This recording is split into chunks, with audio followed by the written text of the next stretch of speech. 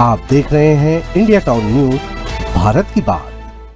नमस्कार, आप देख रहे हैं इंडिया टाउन न्यूज और मैं हूं आपके साथ कमर गौस। आपको बता दें कि छत्तीसगढ़ का अंतागढ़ इन दिनों लगातार सुर्खियों में बना हुआ है। वजह है यहाँ के आश्रम छात्रावासों में हो रही घटनाएं, जिन्होंने न सिर्फ शिक्षा व्यवस्था बल्कि प्रबंधन की कार्यशैली पर भी गंभीर सवाल खड़े कर दिए हैं। 24 जुलाई और 1 अगस्त की तारीख अंतागढ़ के लिए ऐसी घटनाओं की गवाह बन गई, जिन्होंने छात्रावासों की अव्यवस्था को बेनकाब कर दिया।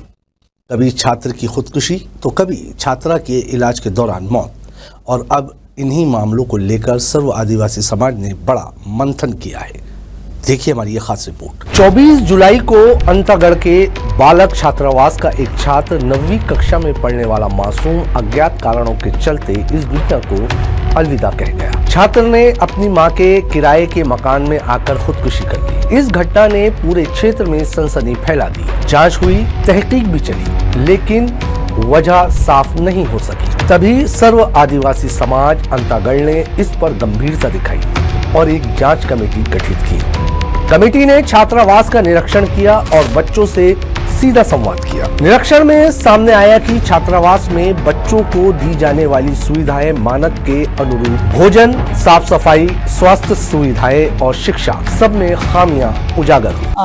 हम लोगों ने हमारे समाज के तरफ से, हम सर्व आदिवासी समाज के महिला प्रकोष्ठ के संरक्षक हैं और हमको उसी सर्व आदिवासी समाज से हम लोगों को वहाँ जांच समिति बनाया गया था।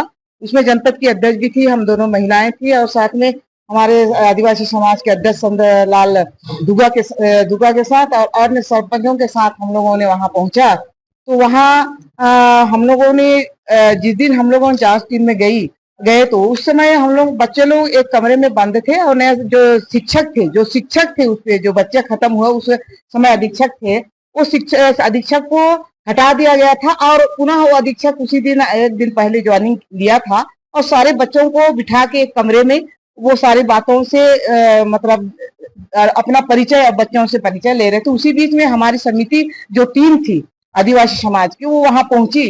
पहुंचने के बाद हम लोगों ने वहां बच्चों के साथ मुलाकात की। बच्चों से हमने जानने की कोशिश की कि जिन बच्चे ने इस ढंग का हरकत की, जो इस दुनिया में हमारे साथ नहीं है, उनके कोई दोस्त होंगे, किस कारण से, क्यों इस ढंग का हुआ, कहीं हॉस्टल में आप लोगों से आपसी में झगड़ा लड़ाई हुआ या कुछ ऐसे कुछ खाने पीने में या कुछ बहुत सारी बातें हम लोगों ने जानकारी ली। तो बच्चों का कहना यही था कि बच्चा बहुत दिन से गुमसुम था, हम लोगों से भी अच्छा बात नहीं करता था, गुमसुम बैठे रहता था। इस ढंग का बात किया और साथ में वो घर उसके दोस्त थे दो, उन्होंने कहा कि स्कूल जाने एक दिन पहले, घटना के एक दिन वो पहले बताया वो बच्चा ने कि मैं कल अपने स्कूल से सीधा मैं अपने घर जाऊंगा। तो घर जाने के बाद इस ढंग का हरकत किया। बच्चे लोगों का कहना वही था और हम लोगों ने वहाँ खान पान के संबंध में पूछे कि हमारे जो शासन प्रशासन के द्वारा जो हमारे आश्रम हॉस्टलों मतलब हॉस्टलों में जो उपलब्ध किया जाता है हर बच्चे के हिसाब से, उस पैसे उस राशि का बच्चों के ऊपर कितना होता है, उनको क्या लाभ मिल रहा है, क्या खिला रहे हैं, क्या पिला रहे हैं। मामले में कार्रवाई के नाम पर सिर्फ अधीक्षक का ट्रांसफर कर दिया गया, लेकिन इससे समस्याओं का समाधान नहीं हो पाया। इसके कुछ ही दिन बाद ताकोड़ी बालिका आश्रम से भी दर्दनाक खबर आई। 6वीं कक्षा की छात्रा बीमार हुई और इलाज के दौरान उसकी मौत हो गई। आरोप लगे कि अधीक्षिका ने परिजनों को समय पर सूचना नहीं दी। इस घटना ने प्रबंधन पर बड़ा सवालिया निशान लगा दिया। पत्रकारिता के माध्यम से मुझे प्राप्त हुआ है और मैं उस ताड़ुकी हॉस्टल में तो गई नहीं हूँ, उसका जानकारी जाकर ही पता कर सकती हूँ क्योंकि मैं अभी छुट्टी की वजह से नहीं जा पाई।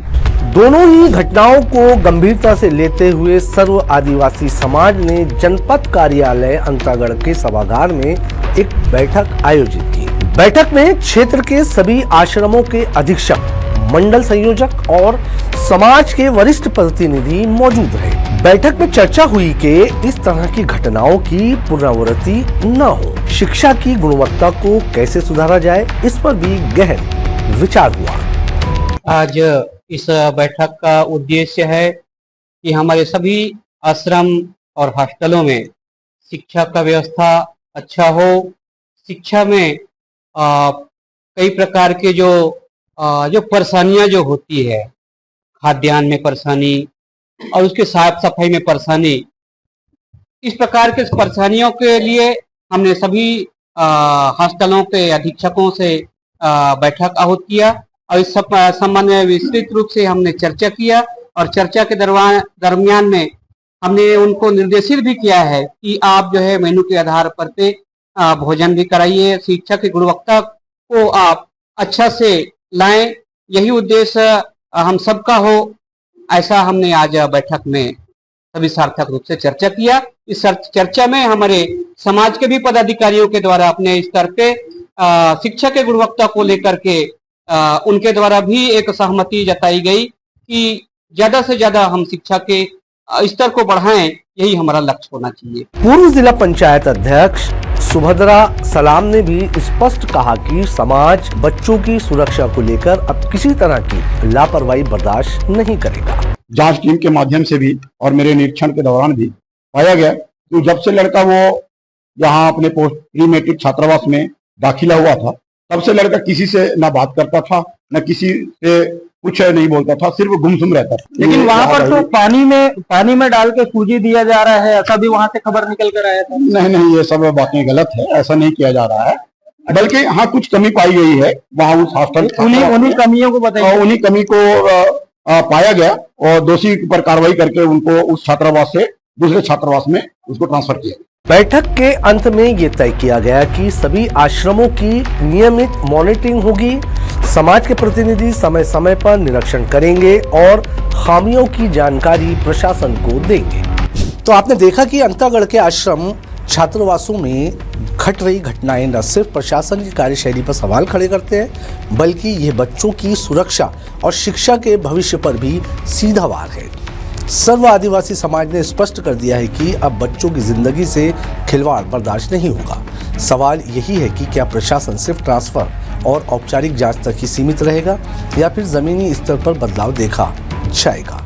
फिलहाल अंतागढ़ की ये बैठक आश्रमों में सुधार की दिशा में एक अहम कदम जरूर माना जा सकता है। ये खबर हमें भेजी अंतागढ़ से हमारे संवाददाता विजेंद्र पांडे ने। अब मुझे दीजिए इजाजत और आप देखते रहिए इंडिया टाउन न्यूज, भारत की बात। नमस्कार।